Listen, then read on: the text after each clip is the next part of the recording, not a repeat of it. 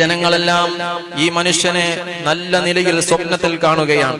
ജനങ്ങളെല്ലാം ഈ മനുഷ്യനോട് ചോദിച്ചു, ഓ, നിങ്ങൾക്ക് എന്തുകൊണ്ടാണ് ഈ സ്ഥാനം ലഭിച്ചത്? നിങ്ങൾക്ക് എങ്ങനെയാണ് ഈ നല്ല നിലയിലെത്താൻ കഴിഞ്ഞത്? ആ സമയത്ത് ഈ മനുഷ്യൻ പറയുന്നത്, ഞാൻ തെറ്റുകൾ ചെയ്തവനാണ്, പക്ഷേ ഹബീബായ നബി മുഹമ്മദ് മുസ്തഫ സ്വല്ലല്ലാഹു അലൈഹി വസല്ലമ തങ്ങളുടെ ജന്മദിനം വന്നു കഴിഞ്ഞാൽ ഞാൻ മൗലിദിൽ പങ്കെടുക്കും, ഞാൻ അവിടുത്തെ മദ്ഹുകൾ പറയും, ഞാൻ ജന്മദിനം ആഘോഷിക്കും. ആ ഒരു കാരണത്തിനാലാണ് എനിക്ക് ഈ സ്ഥാനം ലഭിച്ചതെന്ന് ആ മനുഷ്യൻ പറയുകയാണ്. അതുകൊണ്ട് പ്രിയമുള്ളവരെ, നമുക്ക് രക്ഷപ്പെടാൻ ഏക മാർഗം അത് ഹബീബായ നബി സല്ലല്ലാഹു അലൈഹി വസല്ലമ തങ്ങളോടുള്ള മുഹബ്ബത്ത് മാത്രമാണ്. അതുകൊണ്ട് ധാരാളം ഹബീബായ നബി സല്ലല്ലാഹു അലൈഹി വസല്ലമ തങ്ങളെ സ്നേഹിക്കണം. അത് വർഷത്തിൽ ഈ റബീഉൽ അവ്വൽ മാസത്തിൽ മാത്രമല്ല വേണ്ടത്, നമ്മുടെ ജീവനുള്ളിടത്തോളം കാലം ആ ഹബീബായ നബി സല്ലല്ലാഹു അലൈഹി വസല്ലമ തങ്ങളെ നമ്മുടെ കൽബിൽ നാം കൊണ്ടു നടക്കണം.